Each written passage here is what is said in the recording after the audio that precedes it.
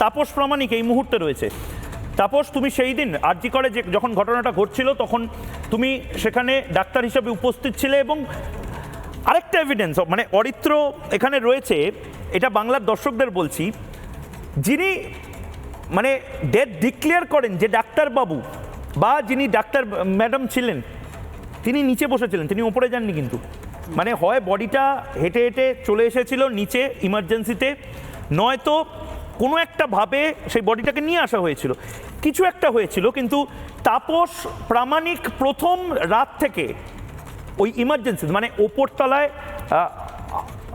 অভয়ার chest medicine department ছিল এবং নিচে ইমার্জেন্সিতে তাপস ডিউটি করছিল। তাপস, তুমি নিজেই যদি একটু বলো পুরো বিষয়টা, মানে সেদিন তুমি পুরোটা যদি একটা রিক্যাপ দাও আমাদের।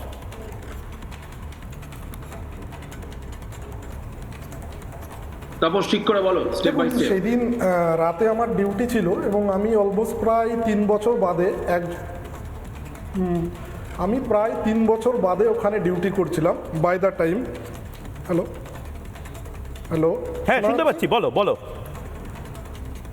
হ্যালো, তারপর শুনতে পাচ্ছি, বলো।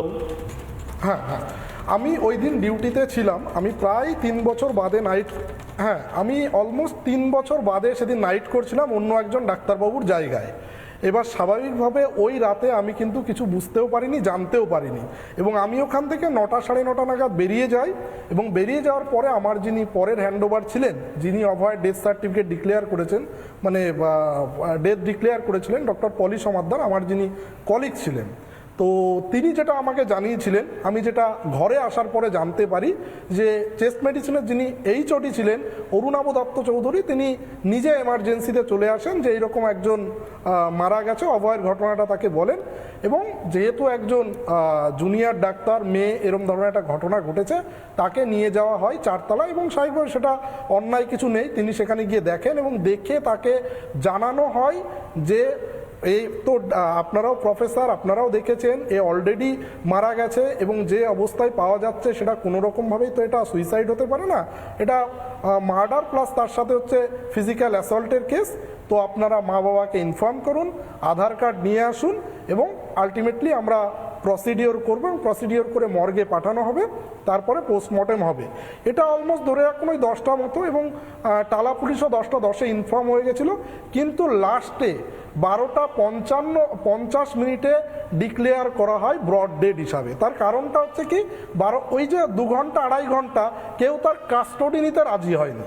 মানে হেড অফ দি ডিপার্টমেন্ট বা এমএসবিপি বা প্রিন্সিপাল, কাউকে একজনকে তো কাস্টডি নিতে হবে, যে ব্রড বয় আমি, তবেই একজন ডাক্তারবাবু কিন্তু সাইন করতে পারে। যে কিন্তু তারা কেউ কাস্টডি না নিলে টালা থানার একজন এসআই আসার পরে তিনি যখন কাস্টডি নেয় এবং ব্রডওয়াইতে সাইন করে, দেন তার সার্টিফিকেট ইস্যু হয়। মানে যে ডিপার্টমেন্টে মারা গেল সেই ডিপার্টমেন্টের কোনো ফ্যাকাল্টি দায়িত্ব নিতে চাইলো না, যে ইনস্টিটিউশনে হসপিটালের হেড এমএসভিপি তিনি দায়িত্ব নিতে চাইলো না, যে প্রিন্সিপাল সে দায়িত্ব নিতে চাইলো না। প্রায় এরকম করতে করতে প্রায় 3 ঘন্টা ডিলে হলো। এই 3 ঘন্টা যে তারা কে কি করলো এটা কেউ জানে না। প্রায় 3 ঘন্টার গ্যাপ, এই 3 ঘন্টার গ্যাপে কিন্তু কেউ দায়িত্ব নেয়নি। এইবার তার বাবা মা প্রশ্ন করেছে যে আমার মেয়ে কি ওই টাইমে বেঁচে ছিল, কেন এমার্জেন্সিতে আনা হলো না। এখন দেখুন, এই প্রশ্ন করলে এই প্রশ্নে সত্যিই কিন্তু কোনো উত্তর অন্তত আরজি করের বাই দ্য টাইম তার যে ডিপার্টমেন্ট, চেস্ট ডিপার্টমেন্ট বা অথরিটির কাছে নেই। কারণ তারা 10টা 10-এ যখন এমার্জেন্সি মেডিকেল অফিসার দ্বারা ডিক্লেয়ার্ড হয়ে গেছে, তারপরে তারা প্রায় 3 ঘন্টা কেন ওয়েট করলো। এটা নিয়ে সিরিয়াস, এটা একটা নেগলিজেন্স, এটা নিয়ে কোনো সন্দেহ নেই। এবং তারা চেষ্টা করেছিল। তারপর আমি তোমাকে থামাতে বাধ্য হচ্ছি, এই মুহূর্তে আরেকটা ব্রেকিং নিউজ আসছে। একদিকে শুভেন্দু অধিকারী যেরকম সাঁতরাগাছিতে রয়েছেন, নবান্ন অভিযান তার ডাক দিয়েছে। নানা ধরনের কন্টেন্ট দেখার জন্য লাইক করুন, শেয়ার করুন আমাদের ফেসবুক পেজ, সাবস্ক্রাইব করুন আমাদের ইউটিউব চ্যানেল। পাশাপাশি অন্যান্য ব্রেকিং নিউজের জন্য অবশ্যই চোখ রাখুন রিপাবলিক বাংলায়।